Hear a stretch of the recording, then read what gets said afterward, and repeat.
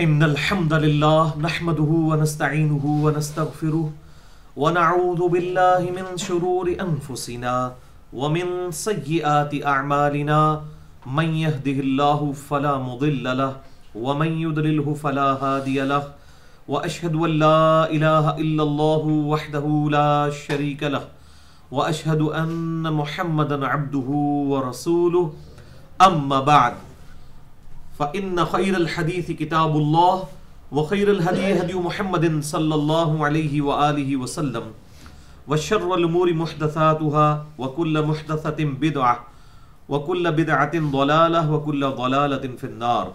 أعوذ بالله السميع العليم من الشيطان الرجيم من همزه ونفخه ونفثه. بسم الله الرحمن الرحيم.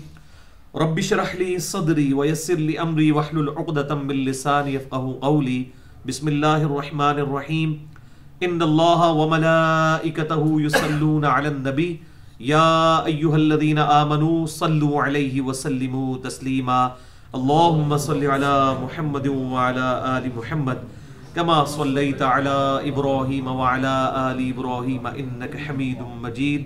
اللہم بارک علی محمد وعلی آل محمد كما باركت على إبراهيم وعلى آل إبراهيم إنك حميد مجيد. الحمدللہ آج 13 فروری 2016 کو ہفتے کے دن قرآن کلاس نمبر 206 میں ہم سورہ بنی اسرائیل کو انشاءاللہ مکمل کرنے جا رہے ہیں اور سورۃ الکہف کی بھی پہلی 8 آیات انشاءاللہ آج کور ہو جائیں گی. سورہ بنی اسرائیل آیت نمبر 97 سے آن ورڈ انشاءاللہ تعالی آج کی قرآن کلاس ہوگی. اعوذ باللہ من الشیطان الرجیم. بسم اللہ الرحمن الرحیم. ومن یہد اللہ فہو المہتد. اور جسے اللہ ہدایت دے وہی ہدایت یافتہ ہوتا ہے. ومن یضلل فلن تجد لہم اولیاء من دونہ. اور جسے وہی گمراہ کر دے تو تم اسے اس کے مقابلے پر کسی کو ایسے گمراہ شخص کا حمایتی نہیں پاؤ گے. ابھی یاد رکھیں جو شخص خود اللہ کی طرف رجوع لاتا ہے اللہ تعالیٰ اسے ہدایت دیتا ہے، اور جو شخص گمراہ رہنا چاہے اللہ تعالیٰ پھر اسے گمراہ ہی رہنے دیتا ہے. اللہ تعالیٰ جان بوجھ کر کسی کو گمراہ نہیں کرتا تا وقت کہ کوئی شخص خود حق سے اناد کرنے کے سبب اللہ تعالیٰ کی ڈیوائن مہر اپنے لیے واجب نہ کروا لے.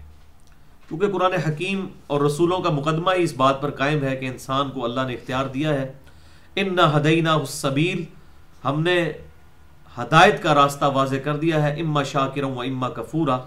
چاہے تو شکر گزاری کی روش اختیار کرو چاہے نہ شکری کی روش. یعنی اللہ تعالیٰ زبردستی نہ تو کسی کو ہدایت دے گا اور نہ زبردستی کسی کو گمراہ کرے گا. البتہ جو کوشش کرے گا اس کے لیے معاملات آسان کر دے گا. وَالَّذِينَ جَاهَدُوا فِينَا لَنَهْدِيَنَّهُمْ سُبُلَنَا. جو لوگ ہماری راہ میں کوشش کریں گے ہم اپنی راہیں ان کے لیے کھول دیں گے.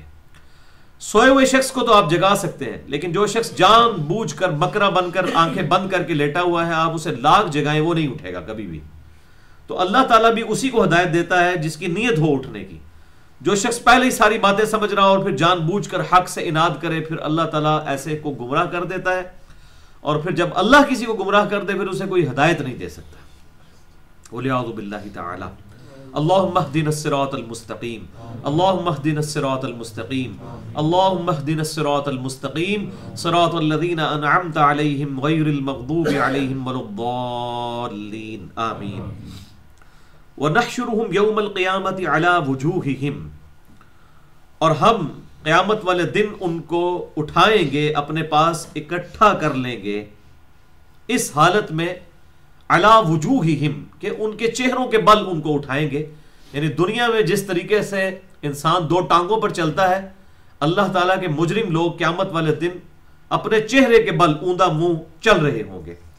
اسی کانٹیکسٹ میں صحیح بخاری میں ایک حدیث ہے، صحابہ اکرام علیہم رضوان نے اسی آیت کے بارے میں اللہ کے محبوب صلی اللہ علیہ وسلم سے جب پوچھا کہ اللہ کے محبوب صلی اللہ علیہ وسلم یہ کیسے ہو سکتا ہے کہ کوئی شخص چہرے کے بل یا سر کے بل چل سکے، تو آپ صلی اللہ علیہ وسلم نے فرمایا کہ جو اللہ اس بات پر قادر ہے کہ تمہیں 2 ٹانگوں پر چلائے وہ اس بات پر بھی قادر ہے کہ تمہیں چہرے کے بل قیامت والے دن چلانا شروع کرتے. وَلِعَوْذُ بِاللَّهِ تَعَالَى. تو اللہ تعالیٰ فرماتا ہے اپنے مجرم لوگوں کے بارے میں کہ ان کو ہم قیامت والے دن اکٹھا کریں گے اور جمع کریں گے اپنے پاس اس حال میں کہ وہ اپنے چہروں پر چلتے ہوں گے عمیا و بکما و صما، اندھے ہوں گے، گونگے ہوں گے اور بہرے ہوں گے۔ مأواہم جہنم، ان کا ٹھکانہ ہوگا دوزخ۔ کلما خبت زدناہم سعیرا، جب کبھی دوزخ کی آگ جو ہے وہ ہلکی پڑنے لگے گی ہم اسے مزید بھڑکا دیں گے۔ والعیاذ باللہ تعالی۔ اللہم اجرنا من النار، اللہم اجرنا من النار، اللہم اجرنا من النار۔ اللہم من احییتہ منا فاحیہ علی الاسلام ومن توفیتہ منا فتوفہ علی الایمان، آمین۔ ذالک جزاؤہم بانہم کفروا بآیاتنا، یہ جزا ہے ان کے لیے۔ عربی زبان میں جزا جو ہے وہ بدلے کے لیے لفظ استعمال ہوتا ہے۔ اگر اچھائی کا بدلہ ہوگا تو بھی اسے بھی جزا کہا جائے گا، برائی کا بدلہ ہوگا اسے جزا ہی عربی میں کہا جائے گا۔ البتہ جب ہم اردو میں ٹرانسلیٹ کرتے ہیں پھر ہم کہتے ہیں یہاں پر جزا کا ترجمہ ہم کریں گے سزا۔ یہ اردو والی جزا نہیں ہے بلکہ عربک ورڈ ہے جزا۔ جزا عربی میں کہتے ہیں بدلے کو، اچھائی کا بدلہ اچھائی، برائی کا بدلہ برائی۔ تو ان کو بدلہ ملے گا، یہ جو سزا ان کو ملے گی اس سبب سے بِأَنَّهُمْ كَفَرُوا بِآيَاتِنَا، کہ انہوں نے ہماری آیات سے کفر کیا تھا۔ کفر صرف یہ نہیں ہے کہ کوئی شخص قرآن کو ایز اے کتاب ماننے سے انکار کر دے، بلکہ عملاً بھی کفر کرنے والا اسی کیٹیگری میں فال کرتا ہے۔ عقیدے میں چاہے وہ مسلمان ہو لیکن عملاً تو وہ کافر ہوگا، جو کہ صحیح حدیث ہے جامع ترمذی میں اور ابو داؤد کے اندر کہ جس نے جان بوجھ کر نماز ترک کی گویا اس نے کفر کیا۔ وَقَالُوا أَإِذَا كُنَّا عِظَامًا وَرُفَاتًا، اور وہ کہتے ہیں کہ جب ہم ہڈیاں ہو جائیں گے اور چورا چورا ہو جائیں گے مرنے کے بعد ہمارے جسم، أَإِنَّا لَمَبْعُوثُونَ خَلْقًا جَدِيدًا، کیا ہمیں دوبارہ سے ایک نئی زندگی کے ساتھ اٹھایا جائے گا قیامت والے دن؟ تو یہ سوال کیا کرتے تھے منکرین خدا، ایتھیسٹ۔ اس زمانے میں بھی ایسے دہریہ لوگ موجود تھے۔ اللہ تعالیٰ نے اس کا جواب دیا ہے اولم یروا ان اللہ الذی خلق السماوات والارض قادر علی ان یخلق مثلہم۔ اے محمود صلی اللہ علیہ وسلم، آپ صلی اللہ علیہ وسلم کی طرف سے ان تک یہ پیغام پہنچایا جا رہا ہے کہ کیا انہوں نے نہیں دیکھا کہ بے شک اللہ تعالیٰ نے جس نے پیدا فرمایا آسمانوں اور زمین کو وہ قادر ہے کہ اس کی مثل اور بھی پیدا کر سکے۔ یہ بڑی انٹلیکچوئل بات ہے۔ کوئی بھی چیز پہلی دفعہ بنانا مشکل ہوتا ہے، اس کو دوبارہ بنانا آسان ہوتا ہے۔ تو اللہ تعالیٰ فرماتا ہے کہ جس نے یہ پہلی دفعہ چیزیں پیدا کی ہیں نا، زمین و آسمان کی مخلوقات، جو اس بات پر قادر ہے کہ اس نے پہلی دفعہ چیزیں پیدا کر دیں، وہ اس پر بھی قادر ہے کہ اس طرح کی اور بھی پیدا کر دے، دوبارہ سے زندگی دے دے۔ وَجَعَلَ لَهُمْ أَجَلًا لَا رَيْبَ فِيهِ، اور اس نے مقرر فرما دی ہے ان کے لیے ایک میعاد جس میں کوئی شک ہی نہیں، یعنی ہر ایک کے لیے ایک میعاد مقرر ہے، یعنی موت کا وقت آنا ہے جس کے بعد ہر چیز کی موت ہو جانی، ایون یہ پوری کائنات کی موت ہو جانی ہے قیامت کے دن۔ فَأَبَى الظَّالِمُونَ إِلَّا كُفُورًا، پس انہوں نے انکار کیا، یعنی اللہ تعالیٰ کی ان قدرتوں کا انہوں نے انکار کیا اور ان کی ناشکری میں ہی اضافہ ہوا ہے، وہ ناشکری کی ہی روش اختیار کرتے ہیں۔ جسے ہم پنجابی میں کہتے ہیں نا، دل بے ایمان تے اجتا ٹیر۔ اگر کسی نے بات نہیں ماننی وہ بڑے لیم ایکسکیوزز جو ہے وہ گھڑ لے گا حق سے اناد کرنے کے لیے۔ قُلْ لَوْ أَنْتُمْ تَمْلِكُونَ خَزَائِنَ رَحْمَتِ رَبِّي، اے محمود صلی اللہ علیہ وسلم ان سے فرماؤ کہ بالفرض اگر تمہارے پاس رب کی رحمت کے خزانے ہوتے، اذل لامسکتم خشیت الانفاق، تو ضرور تم جو ہے وہ ان خزانوں کو اپنے پاس روک لیتے اس ڈر سے کہ خزانے ختم ہی نہ ہو جائیں۔ یعنی انسان کی جو نیچر ہے نا وہ یہ ہے کنجوس، یعنی مال جوڑنا۔ تو اللہ تعالیٰ فرماتا ہے یہ تو اللہ تعالیٰ کا صبر اور حوصلہ ہے، جیسا کہ بخاری و مسلم میں حدیث ہے سب سے بڑھ کر صبر کرنے والا اللہ ہے۔ لوگ اس کے لیے بیٹا تجویز کرتے ہیں، وہ پھر بھی ان کو کھانا کھلاتا ہے۔ تو اگر یہ خزانے تمہارے ہاتھ میں ہوتے تو تم تو اپنے دشمنوں کیا اپنے دوستوں کو بھی گن گن کے خرچ کرتے کہیں ختم نہ ہو جائیں۔ یہ تو اللہ کی رحمت ہے، وہ اپنے نافرمانوں کو بھی برتنے کے لیے دنیا میں مال اور متاع دے رہا ہے۔ یہ فرق نہیں کر رہا کہ اگر کوئی نافرمان ہے تو اس سے روزی رزق چھین لیا جائے، اور سب سے بڑی روزی تو اس نے مفت رکھی ہے، وہ سانس ہے۔ جو 1.5 سے 2 منٹ سے زیادہ اگر یہ روزی روک لی جائے تو کوئی شخص زندہ نہیں رہ سکتا. روئے زمین پر کوئی بھی مخلوق زندہ نہیں رہ سکتی اگر سانس کی نعمت جو ہے وہ چھین لی جائے. اور یہ بالکل مفت ہے یہ نعمت, اس کے لیے کوئی پیسے خرچ نہیں پڑتے, مفت رزق اللہ تعالیٰ نے سانس کی شکل میں دیا ہے. تو اللہ تعالیٰ فرماتا ہے کہ اگر تمہارے پاس تم مالک ہوتے اللہ کے خزانوں کے تو تم اس ڈر سے خرچ ہی نہ کرتے کہ کہیں یہ ختم ہی نہ ہو جائے. وَكَانَ الْإِنسَانُ قَتُورًا, اور انسان واقعی بڑا تنگ دل اور بڑا کنجوس واقع ہوا ہے. یعنی انسان کی جو صفت ہے, انسان کی جو انسٹنکٹ میں یہ چیز ڈال دی گئی ہے کہ وہ اس کے اندر بڑے تھوڑ دلا پن اور بڑی کمزوری اور تنگ دلی موجود ہے خرچ کرنے کے اعتبار سے. وَلَقَدْ آتَيْنَا مُوسَى 9 آيَاتٍ بَيِّنَاتٍ, اور بے شک ہم نے موسیٰ علیہ السلام کو 9 کھلی نشانیاں عطا فرمائی تھی, 9 معجزات جن کا ذکر جو ہے وہ سورۃ الاعراف کے اندر گزرا ہے. مختلف, ایک تو 2 بڑے معجزے تھے نا, ایک وہ عصا کو پھینکتے تھے وہ اژدہا بن جاتا تھا اللہ تعالیٰ کے اذن سے, دوسرا وہ اپنی بغل میں سے ہاتھ نکالتے تھے وہ سورج کی طرح روشن ہو جاتا تھا, ید بیضا. اس کے علاوہ بھی اور معجزات دیے کہ 9 نشانیاں موسیٰ علیہ السلام کے ذریعے ان پر مختلف قسم کے عذابات ان پر آئے بنی اسرائیل پر شارٹ ٹائم کے لیے, تاکہ وہ اللہ کی طرف رجوع لائیں. فرعونی جو ہیں ان میں سے مینڈکوں کا عذاب بھی ان پر آیا, اسی طریقے سے خون کا عذاب آیا, یعنی ہنڈیاں پکاتے تھے وہ خون میں کنورٹ ہو جاتی تھی. اس قسم کے ان کے ساتھ معاملات کیے گئے, وہ سورۃ الاعراف میں ہم پڑھ چکے ہیں. فَاسْأَلْ بنی اسرائیل, تو پوچھ لیجئے بنی اسرائیل سے, ان کو یہ بات پتہ ہے, ان کی کتابوں میں موجود ہے, ان کی ٹریڈیشن میں یہ چیز چل رہی ہے کہ اللہ تعالیٰ نے یہ معجزات عطا فرمائے تھے.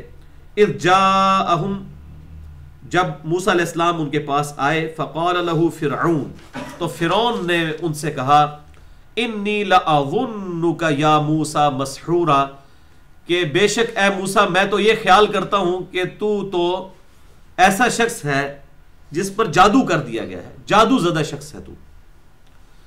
قال لقد علمت ما انزل هؤلاء الا رب السماوات والارض بصائر, تو موسیٰ علیہ السلام نے اس کے جواب میں ارشاد فرمایا کہ بے شک تیرے علم میں ہے خوب, یعنی جادوگروں کا کریکٹر کچھ اور ہوتا ہے, اللہ کے پیغمبر کا کریکٹر تیرے سامنے موجود ہے, تیرے علم میں ہے کہ یہ جو کچھ میں نشانیاں لے کر آئے ہوں یہ جادو کے ساتھ تو پاسبل ہی نہیں ہے, یہ تو نہیں ہے مگر اللہ تعالیٰ کی طرف سے جو کہ آسمانوں اور زمین کا رب ہے. بصائر, کھلی نشانیاں ہیں, یہ اتنے بڑے بڑے معجزات ہیں اس لیے کہ تم اس سے بصیرت حاصل کرو. وَإِنِّي لَأَظُنُّكَ يَا فِرْعَوْنُ مَثْبُورًا, اور بے شک اے فرعون میں تیرے بارے میں یہ گمان کرتا ہوں کہ تو ہلاک کر دیا جائے گا.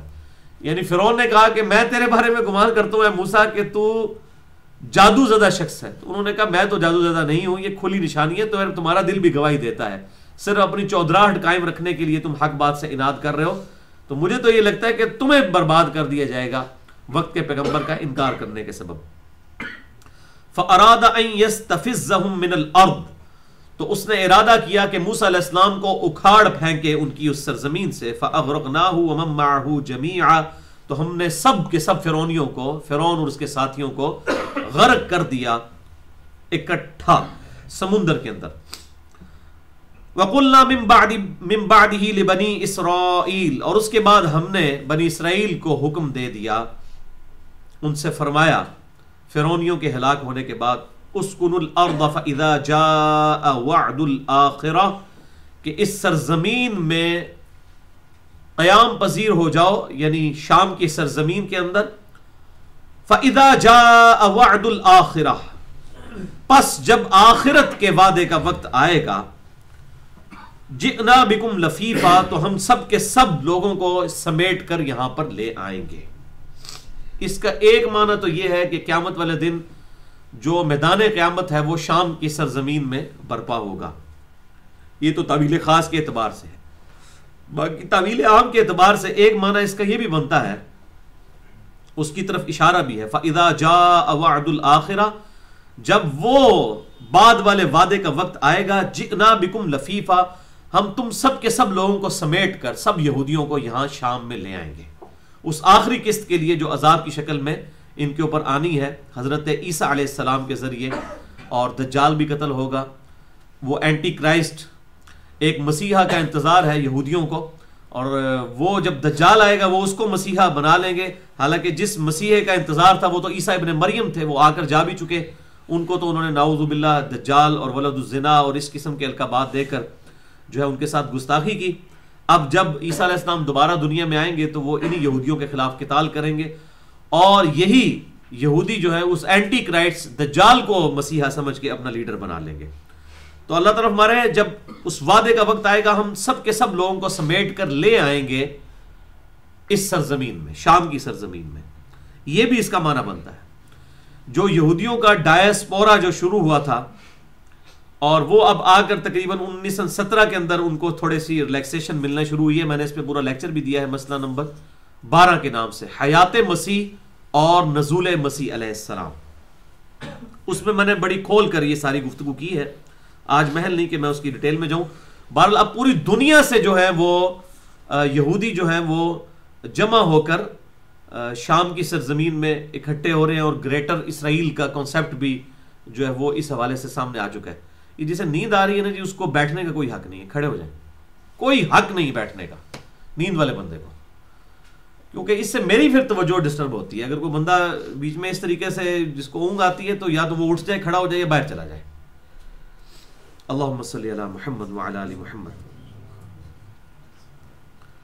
وبالحق انزلناہ وبالحق نزل, اور ہم نے حق کے ساتھ اس کتاب کو نازل کیا اور وہ حق کے ساتھ نازل ہوئی.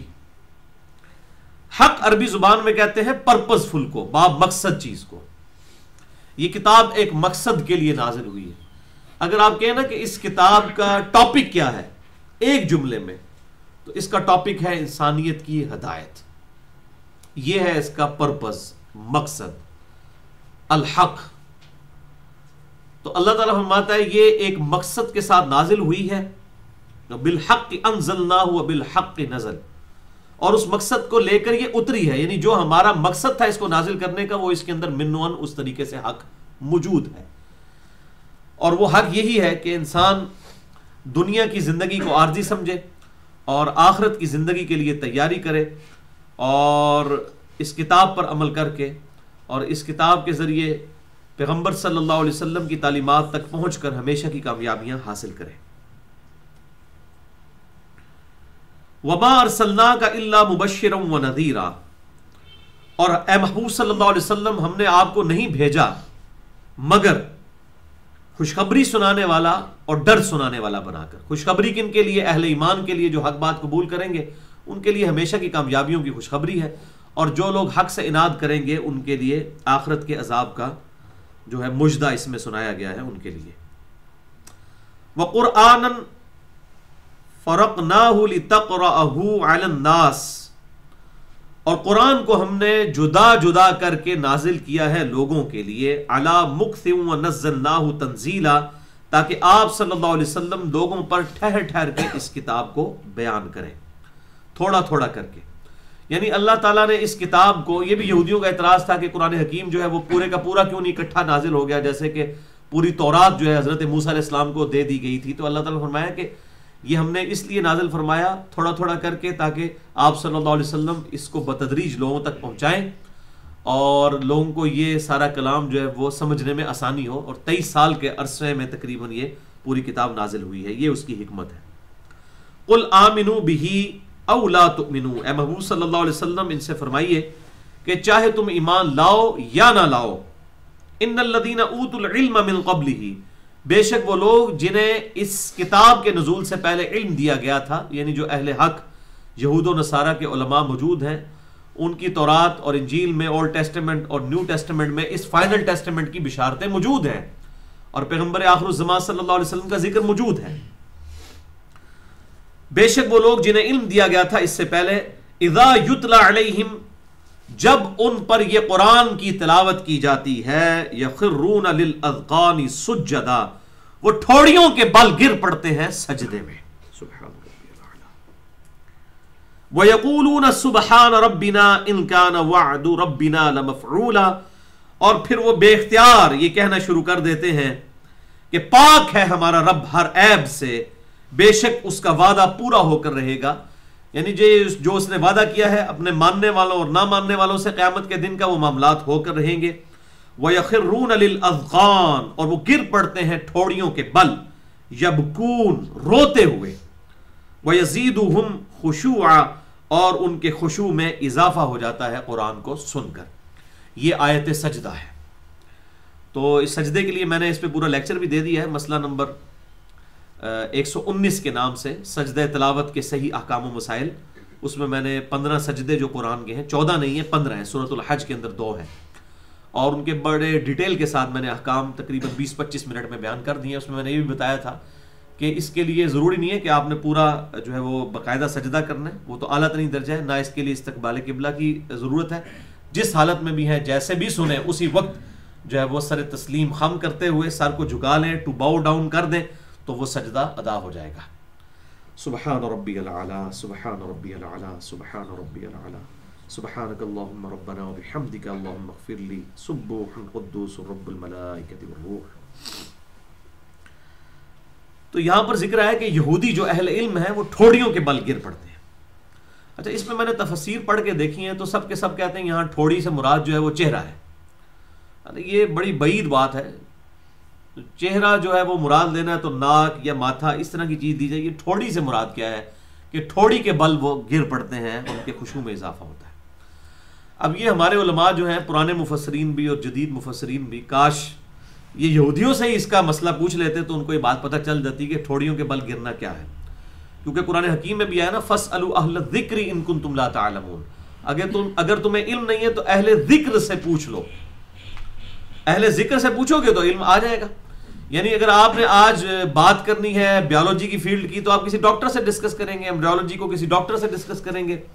اسی طریقے سے اگر آپ جو ہے وہ اسٹرونومی کی چیزیں ڈسکس کرنا چاہیں گے، کسی سائنٹسٹ سے ڈسکس کریں گے. اسی طریقے سے اگر یہود و نصارہ سے متعلق کوئی بات قرآن حکیم میں آئی ہے، اس کو کسی نے ڈسکس کرنا ہے تو پھر انہی سے پوچھیں. تو اس کے لیے میں نے کچھ عرصہ پہلے یوٹیوب کے اوپر ایک ویڈیو دیکھی. آپ بھی جا کے اگر یوٹیوب کے اوپر لکھیں نا کہ یہودیوں کی نماز کا طریقہ کیا ہے، کس طریقے سے وہ نماز ادا کرتے ہیں، کیونکہ شریعت تو ہر شریعت میں نماز موجود تھی، طریقے بھی مختلف تھے. امت محمدیہ صلی اللہ علیہ وسلم کا جو طریقہ ہے ضروری نہیں ہے کہ من و عن یہی طریقہ بنی اسرائیل میں بھی رواج رکھتا ہو. بہرحال اس میں ایک یہودی کو میں نے نماز پڑھتے ہوئے دیکھا، وہ اپنے آفس کے اندر نماز پڑھ رہا تھا. اس نے اپنی ویڈیو اپلوڈ کی ہوئی تھی کہ نماز پڑھنے کا طریقہ کیا ہے، جس طرح ہم نے بھی پریکٹیکلی ایک ویڈیو اپلوڈ کی ہے مسئلہ نمبر 70A کے نام سے، مکمل نماز محمدی صلی اللہ علیہ وسلم صحیح الاسناد احادیث کی روشنی میں. تو اس میں وہ جب سجدے کی طرف جاتے ہیں نا، تو ہم جب سجدہ کرتے ہیں ہم تو اپنے ہاتھ اور یہ 7 اعضاء کے اوپر سجدہ کرتے ہیں، ماتھا، ناک، 2 ہاتھ، 2 گھٹنے اور 2 پاؤں. اس کو ایک شمار کیا جاتا ہے، اور 2 یہ 2 گھٹنے 4 ہو گئے، اور 2 پاؤں 6 اور 1 یہ 7. تو وہ جب سجدہ کرتے ہیں نا تو وہ بالکل چت لیٹ جاتے ہیں ایسے، یعنی ہاتھوں کو بالکل اپنے قبلے کی طرف کر دیتے ہیں اور پیٹ کے بل لیٹ جاتے ہیں، اور یہ اپنی ٹھوڑی جو ہے وہ زمین کے اوپر رکھتے ہیں. اس طریقے سے وہ سجدہ کرتے ہیں. وہ جب میں نے ویڈیو دیکھی تو پھر مجھے سمجھ آیا، میں نے کہا اچھا یہ جو ہمارے سارے علماء جتنے بھی ابن کثیر کو، تبری کو، ادراج کے بھی جتنے جدید علماء ہیں، سب نے کہا جی یہاں ٹھوڑی سے مراد چہرہ ہے. لیکن مجھے یہ بات ہضم نہیں ہوتی تھی کہ ٹھوڑی اور چہرہ کیسے ایک چیز ہو سکتی ہے. مطلب ٹھوڑی تو مطلب چہرہ، اگر کوئی چہرے کے بل سجدہ بھی کرے تب بھی ٹھوڑی نہیں نیچے لگتی ہے. یہاں تو ہے کہ ٹھوڑی کے بل وہ سجدے میں گر پڑتے ہیں اور ان کے خشوع میں اضافہ ہوتا ہے. یعنی ان کی شریعت میں سجدہ اسی طریقے سے تھا کہ وہ چت یوں کر کے لیٹ جاتے تھے اور ٹھوڑی جو ہے وہ زمین پہ رکھ لیتے تھے، یعنی یوں قبلے کی طرف چہرہ کرتے ہوئے ٹھوڑی زمین پہ رکھ کے اور یوں دونوں ہاتھ کر کے اس طریقے سے وہ سجدہ کرتے ہیں. ابھی بھی آپ یوٹیوب پہ اگر ویڈیوز دیکھیں تو آپ کو مل جائیں گی. تو یہ الحمدللہ مہمہ بھی اس حوالے سے صدیوں کا مہمہ تھا ہمارے مفسرین کا، جو صرف ایک یوٹیوب کی ویڈیو کی برکت سے الحمدللہ حل ہو گیا. آپ سارے مفسرین کو دیکھ لیں، سب کہتے ہیں نہیں اس سے مراد چہرہ ہے. تو یہ کون سی لغت کے اندر جو ہے ٹھوڑی سے مراد چہرہ ہے؟ چلیں یہ ماتھے سے مراد چہرہ ہو سکتا ہے، پھر ماتھا تو زمین پہ لگ جاتا ہے سجدے کے دوران، ٹھوڑی تو لگتی بھی نہیں ہے. اگر اس سے مراد یہ ہمارے والا سجدہ ہو، وہ اصل میں ان کا یہودیوں کا سجدہ اسی طریقے سے ہوا کرتا تھا. الحمدللہ. اب یہ آخری جو 2 آیات ہے نا جی، یہ سورۃ الکہف کی آخری 2 آیات اور سورہ بنی اسرائیل کی یہ آخری 2 آیات، یہ 4 آیات جو ہے نا جی، یہ 4 قل ہیں. ایک تو 4 قل وہ ہے نا، قل یا ایھا الکافرون، اور قل هو اللہ احد، اور قل اعوذ برب الفلق، اور قل اعوذ برب الناس. وہ تو 4 قل والی صورتیں ہیں، اور یہ اللہ تعالیٰ کی توحید اور علم و حکمت کے خزانے ہیں یہ 4 قل، اور یہ دونوں صورتیں جوڑے کی شکل میں سورہ بنی اسرائیل اور سورۃ الکہف. تو 2 قل جو ہے اس کی آخری 2 آیات کے اندر ہیں، اور 2 جو ہے وہ اس کی آخری 2 آیات کے اندر ہیں. قل ادعوا اللہ او ادعوا الرحمن، اے محبوب صلی اللہ علیہ وسلم ان سے فرمائیے اللہ تعالیٰ کو خواہ اللہ کہہ کر پکارو خواہ رحمان کہہ کر. ایما تدعو فلہ الاسماء الحسنى، تم جس کسی بھی نام سے اسے پکارو گے تو سارے نام ہی اس کے اچھے ہیں.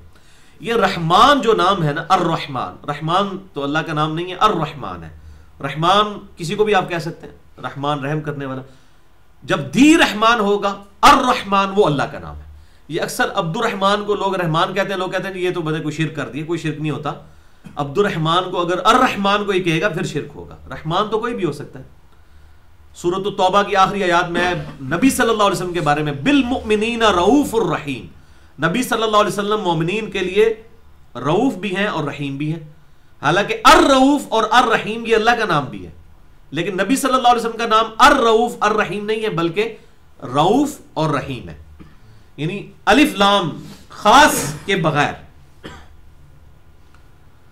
تو اللہ تعالیٰ فرما رہا ہے یہ مشرکین عرب رحمان الرحمان نام سے چڑھتے تھے، وہ خدا کو صرف اللہ کے نام سے جانتے تھے. تو اسی لیے وہ کہتے تھے یہ رحمان کیا ہے، کس کو آپ رحمان کہہ کے پکارتے ہیں. اسی لیے آپ دیکھیں نا ہمارے جو سورتوں کا آغاز بھی بسم اللہ الرحمن الرحیم الگ سے کر کے اوپر لکھا جاتا ہے. سورت کا حصہ تو نہیں ہوتا، لیکن وہ اسی لیے کہ تاکہ اللہ بسم اللہ الرحمن الرحیم، اللہ کے نام سے شروع جو رحمان بھی ہے اور رحیم بھی ہے، یعنی اللہ ہی کا نام ہے. تو اللہ تعالیٰ فرما رہا ہے چاہے تم اللہ کہہ کر پکارو چاہے رحمان کہہ کر، سارے اچھے نام اسی کے ہیں. اچھا، اس سے یہ بات بھی پتہ چلی کہ جتنے بھی اچھے نام ہوں گے نا کسی بھی زبان کے اندر، وہ اللہ کے لیے آپ استعمال کر سکتے ہیں بشرطے کہ ان کے معنی غلط نہ بنتے ہوں. مثال کے طور پر اگر آپ انگلش زبان میں بات کریں گے تو گاڈ کیپٹل جی سے جو گاڈ لکھا جاتا ہے یہ اللہ کے لیے استعمال ہوتا ہے، گاڈ. سائنٹسٹ اسے سپریم بینگ یا سپر نیچرل ایجنسی یہ اس قسم کے الفاظ بھی استعمال کرتے ہیں. انڈیا میں جو ہے وہ بھگوان کا ورڈ استعمال کیا جاتا ہے. فارسی زبان کے اندر خدا کا لفظ استعمال کیا جاتا ہے. عربی میں ہم اللہ استعمال کرتے ہیں. اور اسی طریقے سے مختلف زبانوں میں مختلف الفاظ استعمال ہوتے ہیں اللہ تعالیٰ کے لیے. جو زبان میں لفظ سب سے بڑی سپریم اتھارٹی کے لیے خدا کے لیے استعمال کیا جا رہا ہو اس کو اللہ کے لیے استعمال کیا جاتا ہے. یہ جو آج کل کے چند سلفی علماء نے اس کو بڑا مصیبت کھڑی کر دی ہے لوگوں کے لیے، جی اللہ کو خدا نہیں کہہ سکتے اور یہ نہیں کہہ سکتے اور وہ نہیں، اسے اسماء و صفات کا مسئلہ بنا لیتے ہیں. یہ بالکل جعلی بات ہے ان کی. میں نے اس لیے پورا الگ سے لیکچر بھی ریکارڈ کروا دیا مسئلہ نمبر 82 کے نام سے، اسماء الحسنہ اور اسماء اعظم کے اعتبار سے. اللہ تعالیٰ کے اسماء اعظم کون سے ہیں جن کے ذریعے اللہ کی طرف متوجہ ہوں تو دعا قبول ہوتی ہے، اور یہ اسماء الحسنہ کے اعتبار سے جو لوگوں نے اسماء و صفات کا مسئلہ بنا لیا ہے کہ جی آپ بس صرف عربی ناموں سے ہی اللہ کو پکار سکتے ہیں، کوئی اور نام نہیں لے سکتے، یہ بالکل باطل مسئلہ ہے. ساری زبانیں اللہ کی ہیں. سورۃ الروم کے اندر، اسی طریقے سے سورہ الحجرات کے اندر اللہ تعالیٰ نے یہ بات ارشاد فرمائی کہ ہم نے تمہیں قوم قبیلوں میں اور زبانوں میں اور رنگوں کا فرق اس لیے رکھا ہے تاکہ تمہاری پہچان ہو. انگریزی بھی اللہ کی زبان ہے، عربی بھی اللہ کی زبان ہے، اردو بھی اللہ کی زبان ہے، یہ ساری اللہ ہی کی زبان ہے. اللہ ہی نہیں، اللہ علمہ البیان، اللہ ہی نے تو یہ قوت گویائی ہمیں عطا کی ہے. پھر یہ قرآن عربی میں، قرآن سے پہلے جتنی کتابیں ہیں کیا وہ عربی زبان میں نازل ہوئی ہیں؟ کوئی عبرانی میں ہوئی، کوئی سریانی میں ہوئی، کوئی اور زبانوں کے اندر کتابیں نازل ہوئیں. تو اللہ تعالیٰ فرما رہا ہے جتنے بھی اچھے نام ہیں وہ اللہ کے لیے اڈاپٹ کیے جا سکتے ہیں. وَلَا تَجْهَرْ بِصَلَاتِكَ وَلَا تُخَافِتْ بِهَا، تو نماز کے لیے نہ تو اپنی آواز کو بہت زیادہ بلند کر دو اور نہ بہت زیادہ پست. وَابْتَغِي بَيْنَ ذَلِكَ سَبِيلًا، اور اس کے درمیان کا کوئی معتدل راستہ اختیار کرو. یہ بھی یہ جو جہری نمازیں بھی ہیں ان میں بھی آواز بہت زیادہ اونچی نہیں ہونی چاہیے. یہ نہیں ہے کہ اب نمازی پیچھے 10 کھڑے ہیں اور آپ نے 50 بندوں جتنی اونچی قرات کر رہے ہیں، یا آمین جو ہے وہ اتنی اونچی کہہ رہے ہیں 50 بندوں جتنی. بس نارمل انداز میں جو آواز ہوتی ہے. اور آپ دیکھ لیں اسلام کا مزاج ہی جو ہے وہ سرن عبادت کرنے کا. یہ جہری نمازیں بھی جو ہماری 3 ہیں، مغرب، عشاء اور فجر، اس میں بھی صرف قرات جو ہے وہ جہرن ہوتی ہے، یا تکبیرات انتقال ایک رکن سے دوسرے میں جانے کے لیے، یہ جاری ہوتی ہیں. باقی ہم اس میں بھی جو کچھ پڑھ رہے ہوتے ہیں آہستہ آہستہ ہی پڑھ رہے ہوتے ہیں. تسبیحات بھی آخری 2 رکعتوں میں ویسے ہی تسبیحات آہستہ پڑھ رہے ہوتے ہیں. زور اثر مکمل ہی آہستہ، اور اس کے علاوہ جتنی سنتیں ہیں نوافل سب کے سب آہستہ آواز سے پڑھے جا رہے ہوتے ہیں، سوائے ایک جمعے کی نماز کے، اس میں بھی قرات جو ہے بلند آواز سے، باقی آہستہ. تو اللہ تعالیٰ کو یہ چیز پسند نہیں ہے کہ بہت زیادہ گلا پھاڑا جائے، بلکہ نارمل آواز کے ساتھ، یعنی جو جہرن بھی ہے وہ بھی نارمل ہو. جیسا کہ بخاری اور مسلم کی متفقون علیہ حدیث ہے کہ آپ صلی اللہ علیہ وسلم ایک سفر میں صحابہ آپ کے ساتھ تھے، تو صحابہ کرام علیہم رضوان میں سے بعض لوگ بلند آواز سے اللہ اکبر سبحان اللہ الحمدللہ کہہ رہے تھے، تو آپ صلی اللہ علیہ وسلم نے انہیں منع فرماتے ہوئے ارشاد فرمایا کہ تم کسی بہرے اور غائب کو نہیں پکار رہے ہو، بلکہ تم اس ہستی کو پکار رہے ہو جو تمہاری سواری کی گردن سے بھی زیادہ تمہارے قریب ہے. سواری کی گردن سے بھی زیادہ، یعنی اونٹ پہ بیٹھے ہو تو سب سے قریب اونٹ کی گردن ہی ہوتی ہے، اس سے بھی زیادہ قریب ہے. تم کسی غائب یا بہرے کو نہیں پکار رہے ہو، ایسی ہستی کو پکار رہے ہو جو تمہاری سواری کی گردن سے بھی زیادہ تمہارے قریب ہے اور جو سننے والا ہے. پھر آپ صلی اللہ علیہ وسلم نے فرمایا کیا میں تمہیں جنت کے خزانوں میں سے ایک خزانہ تعلیم نہ فرما دوں؟ لا حول ولا قوت الا باللہ. نہیں ہے طاقت گناہ سے بچنے کی اور نہ ہمت ہے نیکیوں پہ استقامت کی مگر اللہ کی توفیق سے. تو یہ وظیفہ بھی ہے، ہم نے اپنے صبح شام کے بلو کارڈ پہ بھی یہ وظیفہ ڈالا ہوا ہے، لا حول ولا قوت الا باللہ. یہ اسماء اعظم میں سے بھی ہے.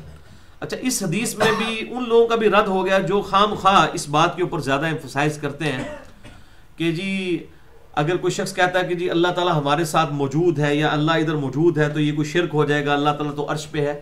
تو یہ بات سمجھ لیں، اللہ تعالیٰ واقعی اپنے عرش پر مستوی ہے، لیکن یہ اس کی کوالٹی ہے کہ وہ عرش پہ ہوتے ہوئے بھی ہماری شاہ رگ سے بھی زیادہ ہمارے قریب ہے. نحن اقرب الیہ من حبل الورید.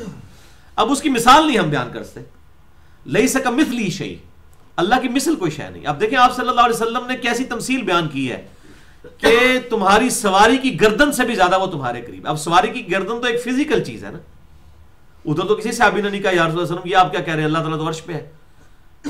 تو اس معاملے میں دونوں طرف سے ایگزیجریشن ہوئی ہے، ایک طرف جو حنفیوں کی طرف سے اور اس طریقے سے یہ مرجیہ کی طرف سے، اور جو یہ علم الکلام کی غلط بحثوں میں پڑ گئے. علم الکلام فی نفسی تو بہت اچھا علم ہے، لیکن اس کی جو غلط بحثوں میں پڑے وہ اس چیز پہ ہے کہ نہیں جی اللہ جو ہے وہ جو ہے کائنات کے ذرے ذرے میں موجود ہے، اور پھر وہ اس طریقے سے اس کی تمثیلیں بیان کرنا شروع کر دی کہ وہ وحدت الوجود کا باطل عقیدہ آ گیا. دوسری طرف سلفی ہیں جو اہل حدیث، وہ اس کے رد میں گئے اور انہوں نے کرتے کرتے اس حد تک بات پہنچا دی، وہ کہتے جناب اتنے گل ہی نہ کرو، اللہ ہے ہی ہوتے. تو یہ دونوں ایگزیجریشنز ہیں، دونوں طرح کی آیات قرآن میں موجود ہیں. اللہ تعالیٰ جو ہے وہ جیسا اس کی شان کے لائق ہے وہ عرش پر مستوی ہے، اور جیسا اس کی شان کے لائق ہے وہ ہماری شاہ رگ سے بھی زیادہ ہمارے قریب ہے. تو یہ دونوں عقیدے بیک وقت ہیں، اور اس کے لیے کوئی تمثیل بیان نہیں کی جا سکتی، کیونکہ اللہ تعالیٰ کے لیے کوئی مثال بیان نہیں کر سکتے. لیس کمثلہ شیء، اللہ کی مثل کوئی شے نہیں ہے، وہو السمیع البصیر، اور وہی سننے والا ہے اور دیکھنے والا ہے. تو یہ بڑا خطرناک معاملہ ہے، اور اس حوالے سے لوگ کتابوں کی کتابیں لکھ رہے ہیں اور اتنی انٹرنیٹ پہ بحثیں چھیڑی ہوئی ہیں استواء علی العرش والے معاملے میں. میرا خیال ہے احمد بریلوی صاحب نے جو ترجمہ کیا ہے وہ بالکل ٹھیک ہے. سورہ طٰہٰ کی آیت کا الرحمن علی العرش استویٰ، رحمان اپنے عرش پر مستوی ہوا، اور بریکٹ میں لکھ دیا جیسا کہ اس کی شان کے لائق ہے. یعنی اس کا بیٹھنا ایسا نہیں ہے جیسے میں کرسی پہ بیٹھا ہوں، اس کے لیے کوئی تفصیل بیان نہیں کر سکتے. اور امام مالک کا اس حوالے سے ایک قول ہے جس کے اوپر پوری امت کا اجماع ہوا ہے کہ امام مالک رحمہ اللہ کہتے ہیں، اور میں نے پورا لیکچر بھی اس حوالے سے دے دیا، مسئلہ نمبر 41 اسماء و صفات کے حوالے سے، علم الکلام کے حوالے سے اہل سنت پاک.com پہ آپ دیکھ سکتے ہیں، مسئلہ نمبر 41 کے نام سے، نور من نور اللہ وحدت الوجود اور علم الکلام، اس ٹاپک کے اوپر. تو امام مالک کا قول جس پہ امت کا اجماع ہوا ہے، امام مالک کہتے ہیں کہ اللہ تعالیٰ کا عرش پر استوا معلوم ہے. یعنی یہ ہمیں قرآن سے پتہ ہے کہ اللہ تعالیٰ اپنے عرش پر مستوی ہے. بیٹھا ہوا ترجمہ نہیں کریں گے، مستوی ہے. عربی کو عربی رہنے دیں جیسا کہ اس کی شان کے لائق ہے. کیفیت مجہول ہے، استوا معلوم ہے یعنی ہمارے علم میں ہے، کیفیت مجہول ہے یعنی کیفیت ان نون ہے. یہ ہمیں نہیں پتا کہ ہم اس کی کوئی مثال بیان کر سکیں. اور سوال کرنا بدعت ہے، یعنی اس پر سوال کرنا کہ وہ کیفیت کیسی ہے، یہ بدعت ہے. تو استوا معلوم، کیفیت مجہول، سوال کرنا بدعت. اب یہ بدعتی ہیں جنہوں نے ان مسئلوں کو اس طریقے سے اٹھایا اور اس بڑے لیول کے اوپر ایک فتنہ کھڑا کر دیا ہے. حنفی جو ہے وہ اہل حدیث کا رد کر رہے ہیں، یہ دیکھو جی انہوں نے اللہ کو قید کر دیا عشق کے اوپر، اور جو سلفی جو ہیں وہ ان کا رد کر رہے ہیں کہ یہ دیکھو جی یہ تو کہہ رہے ہیں کہ نالی میں بھی اللہ ہے، نعوذ باللہ، فلاں جگہ بھی اللہ ہے۔ دونوں نے عجیب و غریب قسم کا تماشا برپا کیا ہوا ہے، حالانکہ اللہ تعالیٰ کے لیے مثال بیان ہی نہیں ہو سکتی۔ ہم صرف یہ عقیدہ رکھتے ہیں، اور ہم اس حوالے سے عقیدہ جو ہے وہ بھائی دلیل کے ساتھ ہوتا ہے۔ ہم کسی سلف کی لکھی ہوئی کسی کتاب کے کوئی پابند نہیں ہیں، وہ اللہ تعالیٰ کو خود جواب دہ ہوں گے۔ ہم کتاب اللہ کے پابند ہیں، کتاب اللہ میں دونوں طرح کی آیات آئی ہیں۔ ہم اس معاملے کو اللہ ہی کو تفویض کرتے ہیں، اور ہم یہ عقیدہ رکھتے ہیں کہ اللہ تعالیٰ اپنے عرش پر مستوی ہے جیسا کہ اس کی شان کے لائق ہے، اور وہ اپنے عرش پر مستوی ہوتے ہوئے ہماری شہرت سے بھی زیادہ ہمارے قریب ہے، ہم سے غائب نہیں ہے، ٹھیک ہے، اور ہماری سواری کی گردن سے بھی زیادہ ہمارے قریب ہے، ہمارے دل کے چھپے ہوئے رازوں کو بھی وہ جاننے والا ہے جیسا کہ اس کی شان کے لائق ہے۔ اور پھر قرآن حکیم میں ہے تم جس طرف بھی جو ہے وہ چہرہ کرو گے اللہ ہی کا چہرہ پاؤ گے، اللہ ہی کا رخ پاؤ گے۔ جب وہ تحویل قبلہ کی آیات سورۃ البقرہ کے اندر نازل ہوئی تو بالکل واضح اس قسم کی آیات پھر سورۃ المجادلہ میں اللہ تعالیٰ فرماتا ہے کہ تم تین نہیں ہوتے کہ چوتھا تمہارا رب تمہارے ساتھ ہوتا ہے۔ اب یہ تو فزیکل ڈیمانسٹریشن ہو رہی ہے نا، یعنی میں کسی کو جی تسی 300 تے چوتھا اللہ سی نال، تو اب آپ اس میں آپ اندازہ کریں کس لیول تک جا کے بات سمجھائے گی یہ۔ تو اس لیے اس میں بڑی احتیاط کی، تین نہیں ہوتے چوتھا اللہ ہوتا ہے تمہارے ساتھ، تم پانچ نہیں ہوتے کہ چھٹا اللہ تمہارے ساتھ ہوتا ہے، نہ اس سے کم نہ اس سے زیادہ۔ وَهُوَ مَعَكُمْ أَيْنَمَا كَانُوا، وہ ہر وقت تمہارے ساتھ ہوتا ہے تم جہاں کہیں بھی ہو۔ وہ میرے ایک بڑے قریبی دوست ہیں، وہ مجھے کہنے لگے کہ جی انہوں نے کسی سلفیوں کے اسکول میں بچے کو داخل کر دیا، تو انہوں نے جا کے پہلے دن ان کو یہ پٹی پڑھائی کہ اللہ تعالیٰ ادھر کوئی نہیں ہے، آسمانوں کے اوپر ہے۔ کہتے ہیں جی اس دن سے اس نے اللہ سے ڈرنا ہی چھوڑ دیا۔ وہ کہتا ہے اللہ تو ادھر ہے ہی نہیں ہے، وہ تو اتنی دور ہے اوپر۔ تو یہ دیکھیں کس طرح ینگ جنریشن کے نظریات خراب ہو رہے ہیں، یعنی وہ بحثیں جو کہ ایک مولویوں کی بحثیں تھیں، علم الکلام کے لوگوں کی، فلاسفروں کی بحثیں تھیں، جو ایک موٹی سی توحید جو قرآن نے بیان کی ہے اس کو چھوڑ کے اس قسم کی بحثیں کرنا اور اس کے اوپر فرقے بنانا اور پھر صرف کا جو راگ لاپتے رہنا، تو بھائی میرے یہ اس طرح کی باتیں کریں گے تو پھر معاملات بڑی دور تک جائیں گے۔ سلف نے جو کچھ کیا وہ اللہ کے پاس جا چکے، وہ اپنے اعمال کا حساب و کتاب خود دیں گے۔ دلائل کی بنیاد کے اوپر اختلاف کسی کے ساتھ بھی ہو سکتا ہے، یہ تو علم کی دنیا ہے نا، اور علم کے میدان میں جذبات کی کوئی حیثیت نہیں ہوتی۔ وہ غامدی صاحب کا جملہ مجھے بار بار یہ بڑا زبردست جملہ وہ بولا کرتے ہیں، علم کے میدان میں جذبات کی کوئی حیثیت نہیں ہوتی، آپ علمی طریقے سے اپنا موقف سامنے رکھیں۔ تو اختلاف ہو سکتا ہے، بڑے سے بڑے لوگوں سے اختلاف ہو سکتا ہے۔ مثلا سنن دارمی میں ایک روایت ہے امام ابن سیرین کے بارے میں رحمہ اللہ، المتوفی 110 ہجری، جو امام ابو حنیفہ المتوفی 150 ہجری کے استاد ہیں، اور 70 کے قریب صحابہ کی انہوں نے صحبت کی ہے۔ محمد بن سیرین المتوفی 110 ہجری بخاری اور مسلم کے راوی بھی ہیں، ان کے بارے میں صحیح سند کے ساتھ سنن دارمی میں یہ بات آتی ہے۔ ایک واقعہ نقل ہوا ہے، اور میں اس واقعے کی بنیاد پہ ابن سیرین سے سخت اختلاف کرتا ہوں کہ وہ جو انہوں نے موقف اس واقعے میں اختیار کیا ہے وہ بالکل باطل ہے، کیونکہ وہ موقف اگر ہر کوئی اختیار کرنا شروع کر دے پھر ہدایت کا دروازہ بند ہو جائے گا۔ اس کی وجہ سے کچھ سلفی مجھ سے ناراض ہو گئے جس نے ابن سیرین کی گستاخی کر دی ہے۔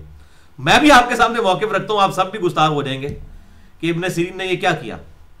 سنن دارمی میں مقدمے میں صحیح سند کے ساتھ یہ بات موجود ہے کہ امام ابن سیرین کے پاس کچھ لوگ آئے، انہوں نے کہا کہ ہم آپ کے سامنے قرآن کی آیات بیان کریں۔ انہوں نے کہا میں آیتیں نہیں سنتا۔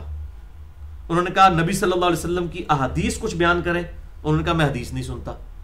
جب وہ اٹھ کے چلے گئے تو ان کے شاگردوں نے کہا کہ حضرت یہ کیا، وہ تو آپ کو قرآن کی آیات سنا رہا تھا، احادیث سنا رہا تھا، آپ نے سننے سے کیوں انکار کیا؟ یہ دیکھ لیں اب اہل حدیث، ان کو اتنا بڑا امام انہوں نے ڈکلیئر کیا ہوا ہے، تو یہ تو بالکل اہل حدیث کے منہج کے خلاف ان کی بات تھی نا۔ یہاں بھی ہم بریلویوں کو، دیوبندیوں کو جب قرآن و حدیث پیش کرتے ہیں وہ کہتے ہیں جی بزرگ بابے۔ تو ابن سیرین نے جواب دیا کہ میں نے اس سے آیت اس لیے نہیں سنی کہ یہ بد عقیدہ شخص تھا، یہ کوئی ایسی آیت بتا دیتا کہ اس سے میرا عقیدہ خراب ہو جاتا۔ لعنت اللہ علی الکاذبین، اگر کسی کا یہ عقیدہ ہے نا کہ قرآن کی آیت سے میرا عقیدہ خراب ہوتا ہے تو اس کا عقیدہ بعد میں خراب ہوگا، وہ پہلے ہی بد عقیدہ ہو چکا ہوا ہے۔ اگر کسی کا یہ عقیدہ ہے، یہ ہے کہ نہیں ایسا؟ یا کوئی کہ جی کسی صحیح حدیث کو سننے کی وجہ سے میرا عقیدہ خراب ہو جاتا ہے، تو وہ اس کا عقیدہ خراب ہو چکا، قرآن کی آیت سننے سے پہلے ہی وہ بد عقیدہ ہو چکا۔ تو ان کا جی میں نے حدیث اس لیے نہیں سنی کہ ہو سکتا ہے وہ ایسی حدیث بیان کرے جو یعنی میں آج دے سامنے جڑے میرے مسلک دے خلاف ہوئے تھے اور پھر منو مننی نہ پہ جائے. جس طرح میں کہہ رہا نا وہ بریلوی دیوبندی کہہ رہے ہیں کہ کوئی رفع الیدین دی حدیث نہ کو دکھا دے بخاری مسلم تو, اور کئی لوگ ہیں ان کو جب دکھانے لگا کہہ رہے ہیں نہیں ہم نے نہیں دیکھنی. ایسے بھی کر لیتے ہیں بات, ایسے بھی کر لیتے ہیں, نہیں دیکھنی جی پھر عمل کرنا پڑ جائے گا. تو بیماری تو ایک ہی ہے, چاہے وہ آج کے خلف میں ہو یا پرانے سلف میں ہو. خلف کہتے ہیں بعد میں آنے والے لوگ, سلف وہ. اب ابن سیرین کو چھوٹے بندے رحمہ اللہ, میں ان کی بڑی عزت کرتا ہوں, لیکن علم کے میدان میں جذبات کی کوئی حیثیت نہیں ہوتی. یہ ادھار تھا میرے بارے میں, یہ بھی پراپوگنڈا ہوا ہے کہ یہ سلف کو گالیاں نکالتا ہے. اب میں بتا دیتا ہوں ان کی پبلک کو, ان کی پبلک خود پھر کہے گی ہاں جی یہ سلف تھے یا یہ بریلوی دیوبندی تھے. یہ خود فیصلہ کریں گے کہ ابن سیرین بریلوی تھے, دیوبندی تھے, یہ سلف تھے. یا ہمارا یہ موقف ہے کہ اس موقف میں وہ غلط تھے, ویسے ان کی علمی خدمات اپنی جگہ.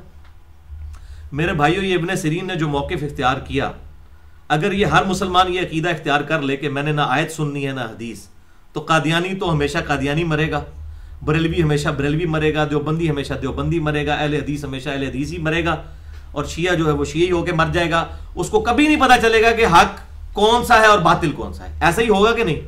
اور اس سے خطرناک بات آپ کو بتاؤں, الیاس قادری صاحب اگلے دن مدنی چینل پہ یہی واقعہ سنا کے اپنے مریدین کو کہہ رہے تھے بد مذہبوں سے بچے. ہمارے بزرگان دین جو ہے بد مذہبوں کی حیات اور حدیث نہیں سنا کرتے تھے. اے ان میں پھکی دیتی اہل حدیثان ہو گئے اپنے بابے نو پوچھو تسی ابن سیرین نو کہ اوڈے تو سے کیڈی بڑی مصیبت کھڑی کر دیتی ہے. تو یہ آپ کہیں کہ ان کا موقف غلط ہے, ہم نہیں مانتے. اور اس موقف کو غلط ماننے سے کوئی وہ نعوذ باللہ کو بزرگی سے فارغ نہیں ہو جائیں گے. صرف امام حنیفہ نے تو غلط نہیں ہونا ہوتا تمام اجتہادی مسئلوں میں, بڑے بڑے اماموں کو غلطیاں لگی ہیں. امام حنیفہ کے استاد ہیں, ان کو بھی غلطی لگ سکتی ہے. غلطی تو کسی کو بھی لگ سکتی ہے, کہنا آسان ہے نا, غلطی کسی کو بھی لگ سکتی ہے.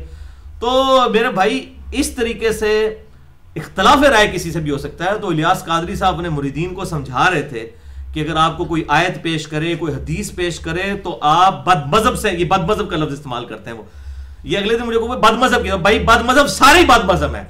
یعنی آپ بریلویوں سے پوچھیں وہ کہتے ہیں ہمارے علاوہ سب بد مذہب ہیں, دیوبندیوں سے پوچھیں وہ کہیں گے ہمارے علاوہ سارے بد مذہب ہیں, اہل حدیث سے پوچھیں وہ کہیں گے ہم ہیں صحیح اہل السنہ, باقی سارے بد مذہب ہیں, اہل تشیع سے پوچھیں وہ کہیں گے ہم ہیں جو صحیح شیعان علی, باقی سب بد مذہب ہیں. تو یہ بد مذہب ایک ٹرم ہے, ایک سمجھ لیں, ایک جنہوں پنجابی کہنے لگے ماں بہن دی گال, تسی سمجھ لو نا, ایک ادبی جی گال ہے کسی نے بد مذہب کہنا. بد مذہبوں کی صحبت سے بچیں, بد مذہبوں سے آیات نہ سنیں, بد مذہبوں سے احادیث نہ سنیں, اس طرح کی ٹریڈی. اور یہ ٹیکے یہ بیٹھ کے نا ٹی وی پہ مولوی لگا رہے ہوتے ہیں سارے مقادمے فکر کے. یعنی جو بندہ آپ کو یہ کہنا کہ کسی کی بات نہیں سننی, آپ سمجھ لیں کہ اس کے یہاں پہ دال میں کالا ہے, چور کی داڑھی میں تنکے والی بات ہے. تو الیاس قادری صاحب بھی وہ کہنے لگے کہ جی یہ ہم جو منع کرتے ہیں نا بد مذہبوں کی صحبت سے, جو ہمارے بزرگوں کو برا کہتے ہیں, جو ہمیں قرآن و حدیث پڑھ پڑھ کے جو ہمیں بدعتی اور مشرک شرک کے فتوے لگاتے ہیں, تو آپ ان کی بات ہی نہ سنا کریں. دیکھیں ہمارے بزرگ جو ہیں وہ حضرت ابن سیرین رحمہ اللہ, ان کا واقعہ انہوں نے بیان کر دیا, تو یہ ہمارے گاٹے فٹ کر دیے انہوں نے. میرے گاٹے نہیں فٹ ہوگا, میں تو بھائی سب سے اختلاف رائے کرتا ہوں, ٹھیک ہے نا. جب ہم حضرت معاویہ بن ابی سفیان رضی اللہ تعالیٰ عنہ سے اختلاف رائے رکھتے ہیں قرآن و سنت کی روشنی میں اور صحیح الاسناد احادیث کی روشنی میں, اپنی طرف سے نہیں, نبی صلی اللہ علیہ وسلم نے جو کچھ ان کے بارے میں فرمایا اس کی روشنی میں, تو اس کے بعد تو پھر کسی سے بھی اختلاف رائے ہو سکتا ہے.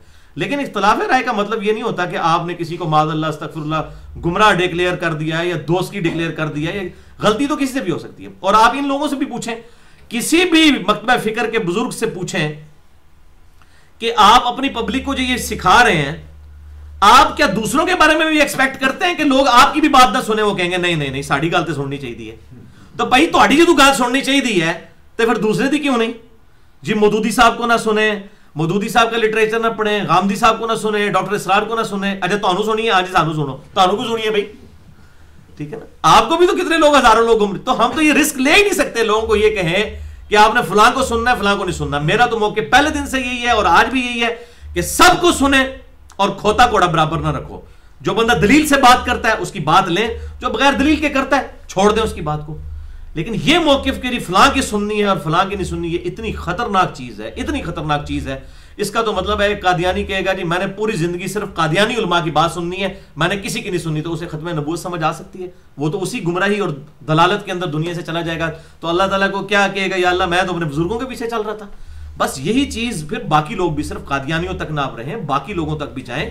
بریلوی, دیوبندی, اہل حدیث, اہل تشیع اگر یہی بات سوچنا شروع کر دیں کہ یار ہم نے صرف اپنے بزرگوں کی اپنے علماء کی بات سننی, دوسرے کسی کی سننی نہیں ہے, کھو کھاتے ہی پا دینا دوسرے نو, تو پھر بھائی میرے ہدایت کسی کو نہیں ملنی ہے. اسی طریقے سے پہلے بھی علماء کے ہاتھوں جو ہیں وہ گمراہ ہو رہے ہیں اور ہوتے چلے جائیں گے. یہ بڑا خطرناک معاملہ ہے, یہ رسک نہیں لیا جا سکتا. اوپن لوگوں کو چھوڑیں, اور یہ کہتے ہیں کہ جی وہ اوپن چھوڑ دیا تو لوگ گمراہ ہو جائیں گے. لوگ تو پہلے ہی گمراہ ہیں بھائی, پہلے ہی اکثریت گمراہ ہے. اوپن چھوڑ کے بھی تو آپ نے دیکھ لیا ہے کیا ہوا ہے. میں تو کہتا ہوں آپ اوپن چھوڑیں, جس کو آخرت کی فکر ہوگی واقعی وہ حق تک پہنچے گا. وہ سلمان فارسی ہوں اور وہ آتش پرست ہوں, پھر یہودی, پھر عیسائی, اور آخر میں نبی صلی اللہ علیہ وسلم کے پاس آ کے حق انہوں نے بھی قبول کر لیا. 4 دین تو انہوں نے بھی بدلے ہیں, 4 مذاہب تو انہوں نے بھی بدلے ہیں. ہمیں بھی لوگ کہتے ہیں جناب تسی پہلے بریلوی ہو, پھر دیوبندی, پھر اہل حدیث, پھر شیعہ نال رہے, پھر ہن کہندے مسلمان ہو گئے. بھائی جی ہن پتہ نہیں تسی کی ہونا ہے. تے اسی بھی کہنا سلمان فارسی جڑے نا وہ پہلے جو آتش پرست سن انہوں نے ویسے 4 پورے ہو جاندے نے. آتش پرست سن, اس تو بعد جناب یہودی, پھر عیسائی, پھر اینڈ پہ مسلمان, صحابی ہو گئی الحمدللہ فوت ہوئے. ہم بھی الحمدللہ اینڈ پہ مسلمان ہو گئے ہیں. تو اسلام کے بعد تو صرف گمراہی رہ جاتی ہے نا پیچھے. تو الحمدللہ فرقوں سے بالا تر ہو کر حق بات قبول کریں, اور لوگوں کو بھی یہی بات بتائیں. یہ رسک نہ لیں کہ جناب فلاں کی بات سننی ہے, فلاں کی نہیں سننی, ورنہ اسی بنیاد کے اوپر لوگ ایک دوسرے کو گمراہ ڈکلیئر کر رہے ہیں. تو اللہ تعالیٰ سے ہم دعا کرتے ہیں, اللہم اہدنا الصراط المستقیم صراط الذین انعمت علیہم غیر المغضوب علیہم ولا الضالین آمین. اچھا ساتھ یہ بھی بڑی حیران کن بات ہے, آپ ان لوگوں سے پوچھیں نا, ان کے فالوور سے, کہ جی نبی صلی اللہ علیہ وسلم کے علاوہ کسی سے کوئی غلطی ہو سکتی ہے؟ کہتے ہیں ہاں جی نبی صلی اللہ علیہ وسلم کے علاوہ تو ہر بندہ غلطی کر سکتا ہے. اچھا ان سے پوچھیں, اچھا آپ کے بزرگ کی ذرا کوئی 5-6 ہمیں موٹی موٹی غلطیاں گنوائے نا, استغفر اللہ توب الیہ. یعنی ویسے تھریٹیکلی کہیں گے, یعنی آپ طارق قادری صاحب, الیاس قادری صاحب, یا ساجد میر صاحب, یا اسی طریقے سے حافظ سعید صاحب, یا ساجد نقوی صاحب, سارا دے نام لے لیں, کوئی ناراض نہ ہوئیو, سارے فرقے دے نام لے چھڑے رہے. ان کے فالوور سے پوچھیں کہ جی نبی کے علاوہ کوئی معصوم ہوتا ہے؟ کہتے ہیں نہیں جی نبی معصوم ہوتے ہیں. اور آپ کے بزرگ جن کے آپ پیچھے, جن کی جماعتوں کے پیچھے آپ چل رہے ہیں, اور جا کے روڈوں کے اوپر ان کے لیے جلسے جلوس نکالتے ہیں, پھر آپ لوگ مرتے بھی ہیں اس قسم کے معاملات کے اندر آ کے, جن کی خاطر آپ جانے دے رہے ہیں, اللہ کے لیے نہیں, ان مولویوں کے پیچھے جانے دے رہے ہیں, جو آپ سے مال بھی لوٹتے ہیں, جب موقع مل جائے تو عزت بھی لوٹ لیتے ہیں, جب موقع ملے تو آپ سے آپ کی جان بھی لے لیتے ہیں. آپ ان کی خاطر مر رہے ہیں. تو آپ یہ بتائیے کہ آپ کہہ رہے ہیں نبی کے علاوہ ہر بندے سے غلطی ہو سکتی, ان سے کوئی غلطی, کوئی آپ اپنے ذرا امیر صاحب کی کوئی 5 غلطیاں گنوائے نا, پھر تکیو تو انو جناب وہ چپیڑ ہی مارے گا کو. تو اس کا مطلب ہے یہ صرف آپ کو کہہ رہے ہوتے ہیں, یہ معصوم نہیں ہے. حقیقتاً یہ اپنے سارے بزرگ بابوں کو, چاہے وہ آج کے ہیں چاہے آج سے 1300 سال پہلے کے ہیں, سب کو یہ معصوم مانتے ہیں. اور میں آپ کو بتاؤں, یہ مجھے اگلے دن ایک بندہ کہہ رہا تھا جی وہ شیعہ کے اندر ایک وہ امامت کا عقیدہ ہے, معصومیت کا. میں نے کہا یہ بیماری صرف شیعہ کے اندر نہیں ہے, سنیوں کے اندر بھی ہے. یہ جو 4 امام کھڑے کر لیے ہیں, انہوں نے چلے 12 کیے ہوئے ہیں, وہ 12 پھر بھی کو آل رسول ہیں, اور ان 4 اماموں کے استاد ہیں وہ. یعنی امام شافعی جو ہے امام موسیٰ کاظم کے شاگرد ہیں, امام مالک جو ہیں اور امام حنیفہ جو ہیں رحمہ اللہ وہ شاگرد ہیں امام جعفر کے, اور امام احمد بن حنبل تو بیچارے ان 4 میں چھوٹے ہیں سب سے, وہ تو خود شافعی کے شاگرد ہیں رحمہم اللہ اجمعین علیہم السلام رضی اللہ عنہم اجمعین. تو امام جعفر کو لے کے وہ چل رہے ہیں, کوئی امام حنیفہ کو لے. معصومیت تو سب نے کلیم کی ہوئی ہے, اس کا چیک کرنے کا طریقہ آپ کو ان کے جن کی یہ تقلید کر رہے ہیں نا اس امام کے خلاف کوئی بات دکھا دیں کسی سنی کو بھی, وہ کہے گا نہیں, وہ کہتے ہیں میں تو فلاں کا مقلد ہوں. تو اس قسم کا جو امامت کا عقیدہ ہے وہ بگڑی ہوئی شکل میں تو تمام مکاتب فکر کے اندر موجود ہے, الا ماشاء اللہ. اچھا وہ میں نے اہل حدیث کے لیے ایک دفعہ بول دیا کہ جی اہل حدیث کے سب سے بڑے امام, جس طرح کہ حنفیوں کے لیے سب سے بڑے امام امام حنیفہ ہیں. تو کسی نے کمنٹس کیا نہیں جی نہیں وہ تو مقلد ہے امام حنیفہ کے, ہم تو امام ابن تیمیہ کے مقلد نہیں ہیں. تو آپ نے ہمیں یہ گالی دی ہے یہ کہہ کے, حالانکہ میں نے تقلید کا لفظ نہیں استعمال کیا تھا, میں نے رسپیکٹ کے پوائنٹ آف ویو سے بات کی تھی کہ جس طرح حنفی رسپیکٹ دیتے ہیں نا امام حنیفہ کو, اس طرح سلفی جو ہیں وہ اہل حدیث جو ہیں وہ امام ابن تیمیہ کو دیتے ہیں. میں نے تقلید کی تو بات ہی نہیں کی ہے. پھر بھی میں آپ کو پھکی بھی دے دیتا ہوں کہ اگر آپ کہتے ہیں نا کہ ہم ان کے مقلد نہیں ہیں, تو آپ ذرا جس طرح امام حنیفہ کے خلاف کتابیں لکھ رہے ہیں نا ان کی فقہی مسائل کی کمزوریوں پہ, ذرا مجھے بتائیں کہ امام ابن تیمیہ کے خلاف آپ کی کون سی کتاب ہے, کم از کم ان چیزوں میں جو ان کی بدعقیدگیاں میں نے پوائنٹ آؤٹ کی ہیں, جو ہمارا ریسرچ پیپر بھی رکھا ہوا ہے ویب سائٹ کے اوپر ahlsunnatpak.com کے اوپر. وہ سماع موتا کے عقیدے کے قائل تھے, وہ کہتے تھے میلاد منانا بدعت ہے لیکن اس پہ ثواب ملے گا. اس قسم کے کئی باطل عقائد ان کے اندر موجود تھے جو ان کے اپنے فتاوی ابن تیمیہ میں, اقتداء صراط مستقیم اور کتابوں میں موجود ہیں. ان کے خلاف کوئی کتاب آئے نا, کتاب آئے باقاعدہ امام ابن تیمیہ کے اجتہادی غلطیاں یا ان کے گمراہ کن عقائد، پھر میں مننا گا تواڈے امام نہیں نے. لیکن جب آپ جناب تقریر میں 3 حدیثیں بیان کریں اور 4 دفعہ کہیں قال شیخ الاسلام ابن تیمیہ رحمہ اللہ، میں وہ امام کعبہ کو بھی اور اس کو بھی سن رہا ہوتا ہوں، مسجد نبی کے امام کو بھی، وہ نبی صلی اللہ علیہ وسلم کا نام اتنی دفعہ نہیں لیتے جتنی دفعہ وہ ابن تیمیہ کا نام لیتے ہیں. تو پھر ہم تو کہیں گے نا کہ آپ نے درجہ دے دیا ہوا ہے، ابن تیمیہ سے پہلے کوئی مطلب بڑا عالم نہیں گزرا ہے. ٹھیک ہے، ہم بھی ان کی علمی طور پہ قدر کرتے ہیں. اور ایک مولوی میرے خلاف وہ کلپ چڑھایا ہوا، کہتا ہے جی اس جاہل کو پتہ ہی نہیں ہے، یہ کہتا ہے ابن تیمیہ 8ویں صدی کے تھے، اس کو پتہ ہی نہیں وہ 8ویں صدی کے نہیں تھے. تو جاہل صاحب آپ سن لیں، آپ جاہل ہیں، وہ 728 ہجری میں فوت ہوئے ہیں. 7 صدیاں پوری ہو کر پھر 28، وہ آخری 28-30 سال ان کے علمی خدمات کا ہے، وہ 8ویں صدی ہی بنتی ہے. اگر کوئی بندہ 728 میں فوت ہوا، ان بیچاروں کو میتھمیٹکس تو نہیں آتی نا، اسکول سے بھاگے ہوئے ہوتے ہیں، پھر ان کو مدرسے میں داخل کرواتے ہیں، میتھ پڑھیں گے تو ان کو پتہ چلے گا نا. آج کیا ہے 2016، لیکن اس کو آپ 2000ویں صدی کہتے ہیں یا 21ویں صدی؟ 21ویں، کیونکہ 2000 پورا ہو کے. اسی طریقے سے 728 ہجری جب بات ہوگی وہ 8ویں صدی ہجری ہوگی، 7ویں نہیں ہوگی. اس بیچارے نے کہتے 728 پڑھ لیا تو کہتا ہے انہوں پتہ ہی نہیں ہے. اور بھائی تو پہ جا کے میتھ پہلے سیکھ. سعودی عرب نے تنخواہ دینی شروع کی نا، تو اللہ دے بندے سعودی عرب کو میتھ بھی پڑھا دین، بیسک میتھ تو پڑھا دین کہ 728 ہجری ہوئے تو مطلب کی ہوتا ہے 8ویں صدی ہجری ہوتا ہے. ٹھیک ہے نا. اسی طریقے سے احمد بریلوی صاحب کے جو سن وفات ہے وہ 1340 ہجری ہے. تو وہ بریلویوں کو بھی ویسے اتنی میتھ آتی ہے، وہ ان کو 14ویں صدی کا مجدد کہتے ہیں، 13ویں کا نہیں. وہ 1340 ہے نا، 40 جو ہے وہ اس میں ہے، 1300 پورے پھر یہ 40. تو یہ میتھمیٹکس سیکھیں، یہ بیچارے کچھ سمجھیں، بیچارے پورے سے علم والے لوگ ہیں. مجھے ترس بھی آتا ہے ان کے اوپر غصہ بھی بندہ کیا کھائے. بندہ کوئی عالم بندہ ہو تو اس پہ غصہ کھائے، جس بیچارے نے میتھ پڑھی نہیں ہوئی ہے اس پہ غصہ کیا کھائے بندہ. تو اللہ تعالیٰ فرماتا ہے کہ یہ درمیان کا راستہ اختیار کرو، جو اللہ تبارک و تعالیٰ کی طرف سے جب اللہ کے حضور پیشی ہو تو درمیان کا راستہ اختیار کرو، عبادت کرتے ہوئے نہ بہت بلند آواز ہو نہ بہت آہستہ ہو. اب دیکھیں بات کہاں سے کہاں شروع ہوئی. میں نے تو سورہ الکہف کی بھی شروع کی آیات کور کرنی تھی، لیکن آج نہیں مجھے لگ رہا کہ وہ کور ہوں گی. وَقُلِ الْحَمْدُ لِلَّهِ الَّذِي لَمْ يَتَّخِذْ وَلَدًا، اور اے محبوب صلی اللہ علیہ وسلم حمد بیان کیجئے اس اللہ کی جس نے کوئی بیٹا تجویز نہیں کیا. لم يتخذ ولدا، اپنے لیے کوئی بیٹا تجویز نہیں کیا، اس اللہ کی حمد بیان کیجئے. یہ بیسیکلی اس میں کرسچینٹی کا رد تھا اور اس وقت کا جیوئزم جو یہودیت. آج کے یہودی تو حضرت عزیر کو اللہ کا بیٹا نہیں مانتے، لیکن اس وقت مانتے تھے. آج کل کے جو یہودی ہیں وہ موحد ہیں، وہ ایک اللہ ہی کو مانتے ہیں اپنا خدا. لیکن اس وقت کے لیے پرٹیکولرلی یہ رد ہو رہا ہے یہودیوں اور عیسائیوں کے لیے کہ، اور اس طریقے سے مشرکین عرب کہتے تھے فرشتے اللہ کی بیٹیاں، وہ یہ کہہ دیتے تھے. تو اللہ تعالیٰ فرما رہے ہیں اللہ تعالیٰ نے نہ کوئی اپنا بیٹا بنایا ہے، اور وَلَمْ يَكُنْ لَهُ شَرِيكٌ فِي الْمُلْكِ، اور نہ اس کی بادشاہت میں کوئی شریک ہے. نہ تو اس کا کوئی بیگوٹن سن ہے، نہ کوئی اس کا سلبی بیٹا ہے، نہ اس کی بادشاہت میں کوئی شریک ہے. یعنی کہیں یہ وسوسہ بھی نہ آئے کہ جبرائیل اگر وہی لے کے آتا ہے تو کوئی تھوڑا جا حصہ جبرائیل دے بھی شیئرز ہیں دے. نہیں، نہ بھائی، نہ جبرائیل کے کوئی شیئرز ہیں، نہ ملک الموت کے کوئی شیئرز ہیں. اللہ تعالیٰ اپنی بادشاہت میں کسی کا محتاج نہیں، وہ اکیلا بادشاہ ہے. وَلَمْ يَكُنْ لَهُ وَلِيٌّ مِّنَ الذُّلِّ، اور اس کا کوئی مددگار اس کی کمزوری کے باعث نہیں ہے. یعنی دنیا میں تو مددگار چاہیے ہوتا ہے کمزوری کے لیے. اب قرآن حکیم میں آیا نا کہ اللہ تعالیٰ بھی تمہارا ولی ہے، فرشتے بھی، رسول اللہ بھی. اسی لیے نبی صلی اللہ علیہ وسلم کے لیے بھی آیا ان اللہ ہوا مولا ہوا جبریل و صالح المؤمنین.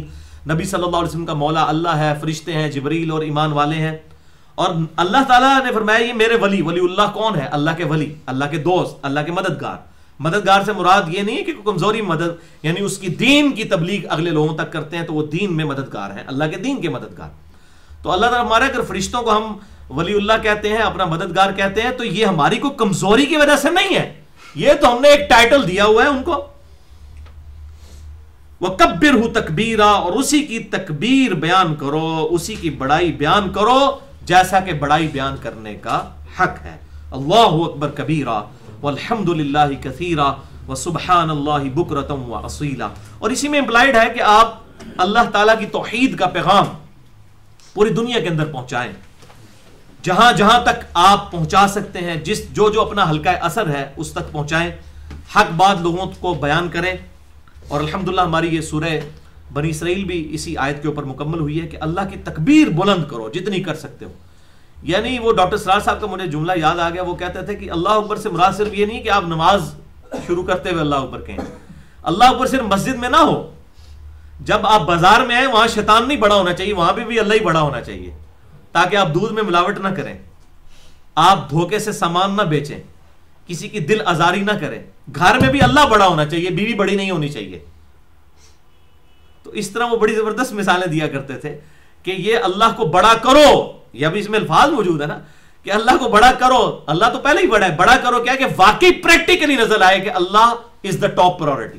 ہماری زندگی میں ترجیح اول اللہ ہے, یعنی پوری دنیا ایک طرف کھڑی ہو اور ایک بات کر رہی ہو اور اللہ کی مرضی کسی اور چیز میں ہو, تو میرا یہ کام ہے کہ میں اللہ تعالیٰ کی اطاعت کروں, اس کے محبوب صلی اللہ علیہ وسلم کی پیروی کروں. پھر میں اس چیز کی پرواہ نہ کروں کہ لوگ کیا کہتے ہیں. جو بخاری اور مسلم کی متفق علیہ حدیث ہے کہ آپ صلی اللہ علیہ وسلم نے ارشاد فرمایا, اس شخص نے ایمان کی حلاوت چکھ لی جس میں 3 نشانیاں ہوئی. نمبر 1, اللہ اور اس کا محبوب صلی اللہ علیہ وسلم اسے پوری دنیا میں سب سے بڑھ کر محبوب ہو جائیں. نمبر 2, وہ دوستی اور دشمنی کا معیار اللہ کی ذات کو رکھے, اپنی ذات کو نہیں, اللہ کی ذات. اور نمبر 3, کفر کی طرف لوٹایا جانا اس کے لیے اتنا مشکل ہو جائے جتنا زندہ آگ میں جلایا جانا, یعنی وہ آگ میں جلنے کے لیے تیار ہو جائے لیکن دین نہ چھوڑے.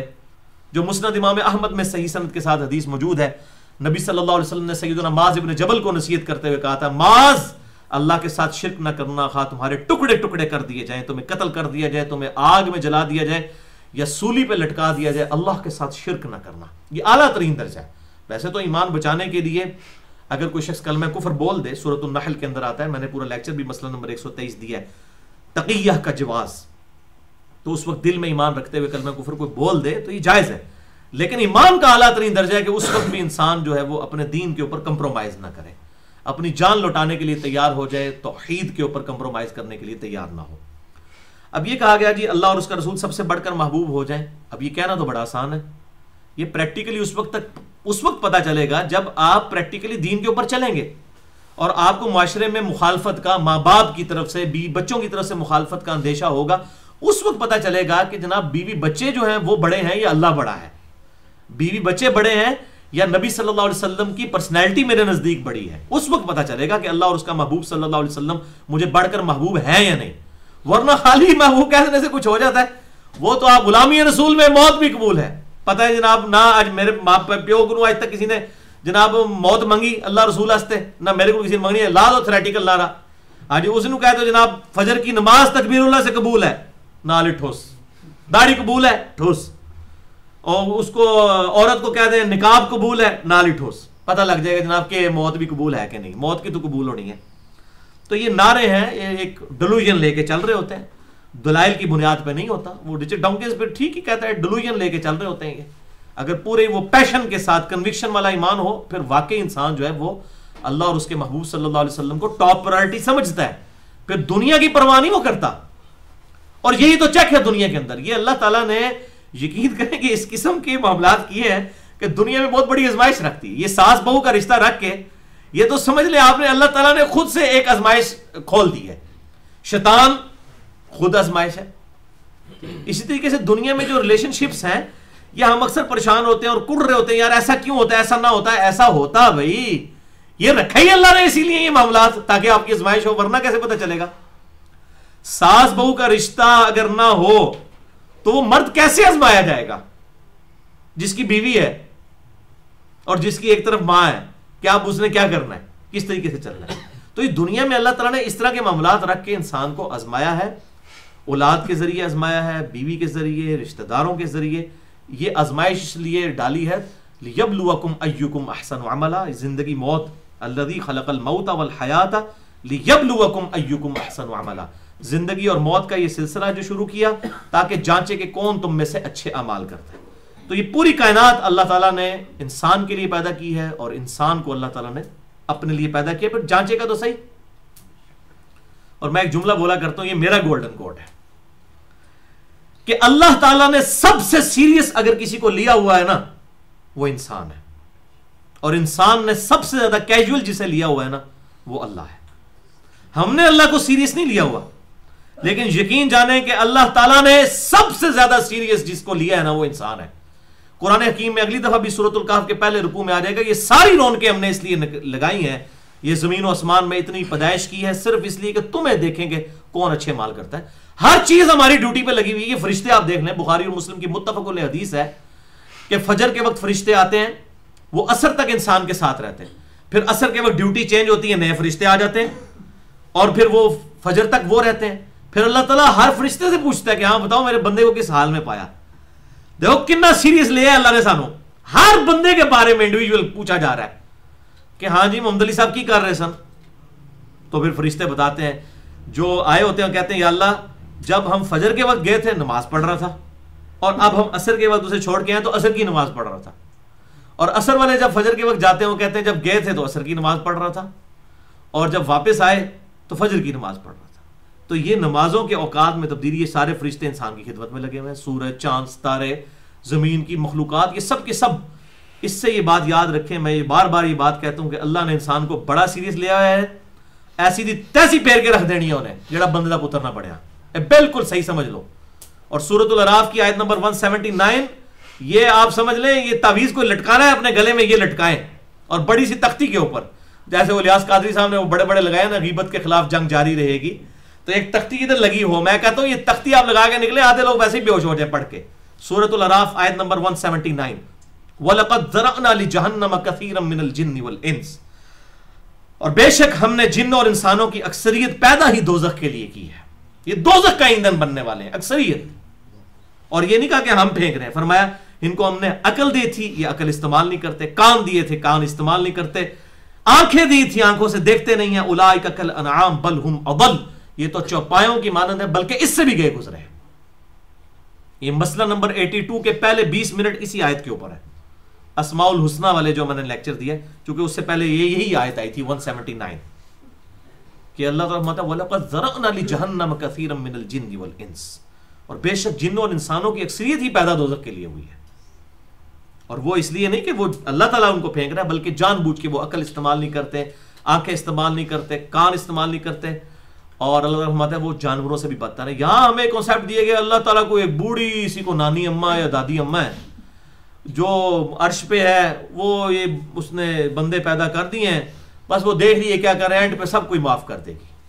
یہ لوگوں نے کنسیپٹ خدا کے بارے میں بنایا ہے. وہ میں نے مسئلہ نمبر 120 میں اللہ کے صحیح ولیوں کی جو نشانیاں ہیں نا, 12 نشانیاں بتائی ہیں, اس میں نے بتایا خدا کے لیے اللہ تعالیٰ کو آپ کیا سے 70 ماہوں سے 70 ماہوں کے فرعون سے 70 ماہ سے زیادہ پیار کرنے والا ہے اللہ تعالیٰ. یہ تو اپنے نیک بندوں کے ساتھ, ویسے تو یہ روایت بھی ثابت نہیں ہے, چلو اگر ہم اس کو ایک محاورے کے طور پر بھی لے جائیں, اللہ اپنے بندوں سے ماں سے زیادہ پیار کرنے والا ہے, تو وہ کیا فرعون سے پیار کرنے والا ہے؟ نافرمان بندوں کو تو اللہ تعالیٰ دوزخ میں پھینکے گا. قرآن جھوٹ تو نہیں بول رہا, نعوذ باللہ من ذالک. اور دنیا میں آپ پریکٹیکلی دیکھ لیں, یہ ماں واقعی نافرمان کو کبھی دوزخ میں نہیں پھینک سکتی, لیکن اللہ پھینکے گا, کیونکہ ماں کے تو احساسات ہیں نا, ماں تو پسیج جائے گی نا. اللہ تعالیٰ کے کوئی آنسو تو نہیں نکلتے, یا اللہ تعالیٰ کا وہ دل تو نہیں پسیج جاتا, اللہ تو بے پرواہ ہے, اللہ الصمد. اور دنیا میں آپ دیکھ لیں, کیا مجھے اور آپ کو اختیار دیا جائے کہ کسی ایسی عورت کو موت دیں ہم جس کے 4 چھوٹے چھوٹے بچے ہوں, 5 چھوٹے چھوٹے بچے ہوں, کیا ہمارا دل نہیں پسیج جائے گا کہ چھوٹے چھوٹے بچوں کا کیا بنے گا مرنے کے بعد, ان کی ماں ستیلی ماں کیا کرے گی, ان کے مینٹل ماڈلز تک بدل جائیں گے. لیکن دنیا میں ہزاروں مائیں مرتی ہیں جن کے چھوٹے چھوٹے بچے ہوتے ہیں, اور کون مارتا ہے ان کو؟ اللہ. تو اللہ کا دل کیوں نہیں پسیجتا؟ اللہ کو آپ بندوں پہ قیاس کریں گے؟ یہ اللہ تعالیٰ اتنا ماں سے زیادہ کس طرح اپنے بندوں کو جلا سکتا ہے؟ ڈر جاؤ, بہت سیریس ایشو ہے. اللہ نے انسان کو سیریس لیا ہوا ہے, ہم بھی اللہ تعالیٰ کو سیریس لیں گے, پھر اللہ کی رحمت شامل حال ہوگی انشاءاللہ. اس کے محبوب صلی اللہ علیہ وسلم کی شفاعت ہوگی, پھر انشاءاللہ موجیں ہی موجاں. شفاعت اور رحمت تو چاہیے, لیکن نافرمانوں کے لیے نہیں, تابع فرمان لوگوں کے لیے. یہ دونوں چیزیں پیرلل میں ہوں گی, تو تب انشاءاللہ تعالیٰ آخرت کی کامیابی مقدر ہوگی. اللہ تعالیٰ سے دعا ہے جو حق بات میں نے کہی اللہ تعالیٰ ہمارے دلوں میں راسخ فرمائے. اگر جذبات میں میرے منہ سے کوئی غلط بات نکل گئی تو اللہ تعالیٰ ہمارے دلوں سے محو کر دے, ہمیں کتاب و سنت کی تعلیمات پر عمل کر کے دوسرے بھائیوں تک پہنچانے کی توفیق عطا فرمائے. سبحانک اللہم و بحمدک, اشہد ان لا الہ الا انت, استغفرک و اتوب الیک, وما علینا الا البلاغ المبین.